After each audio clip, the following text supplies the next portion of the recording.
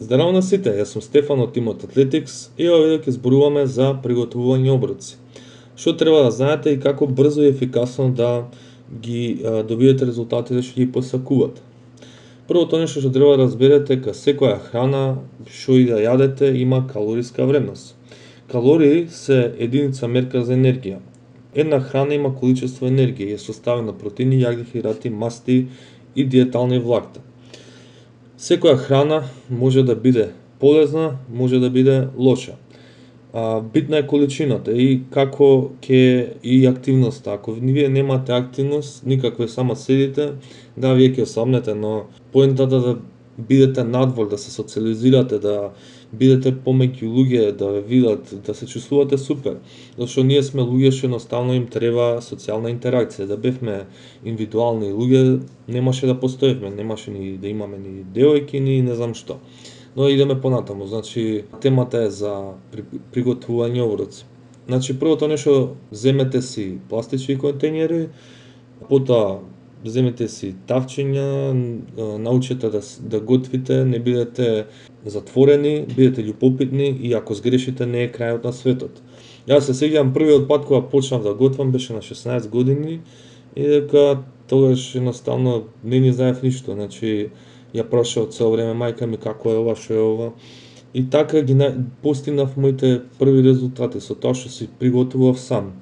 Значи знаев што треба да јадам, не знаев колку калории има, но знаев дека ако јадам здраво ќе ги постигнам тие резултати. Тоа со комбинирана активност е погодоб. И се ако видите дека не можете да готвите, само сте и ми барате изговори.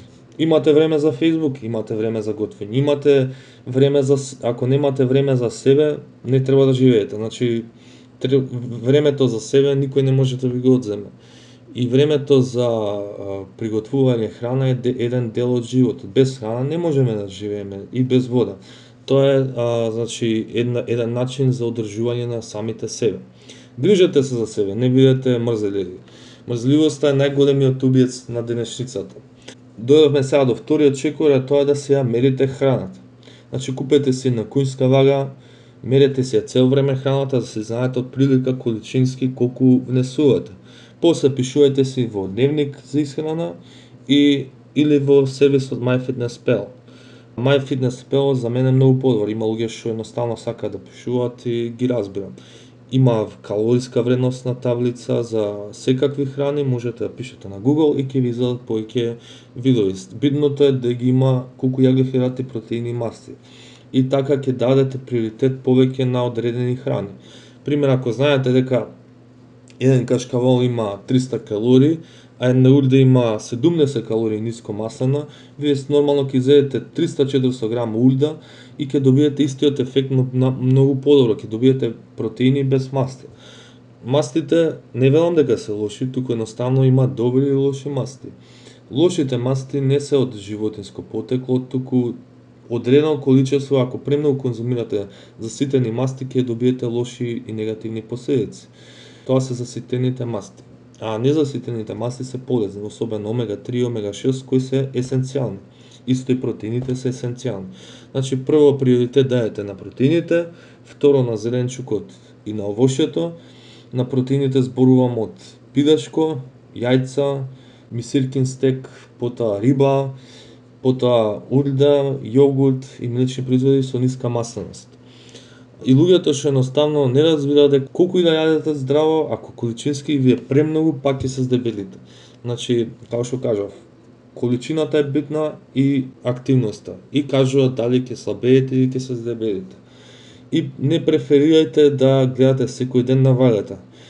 Вашата тежина може да варира многу фактори. Прво е солта внесот, второ е конзумација на јаглихидрати у денот и трета е активност. Ако се испотите повеќе, нормално ќе изгубите повеќе вода и ќе ви покаже повеќе изгубена килажа. А телото не е само масти, туку е составен мускули, коски, вода. Мастите се една вид на неактивна маса, но и тие пак се метаболички активни, но не се активни како мускулите, да речеме. Последно нешто и мојата препорака да не бидете мрзеливи. Значи, мрзеливоста денеска е голем убиец и седењето на Facebook по 2-3 сати гледање на тугите животи е тотално губење на време. Имајте си време за себе, не ги гледате другите животи, не ги гледате што прават, не знам, дали девојкави, дали не знам што, едноставно живејте, кулирајте, бидете позитивни, размислувајте за работи што навистина ве значат. Барем ќе добиете нешто полезно лично за себе.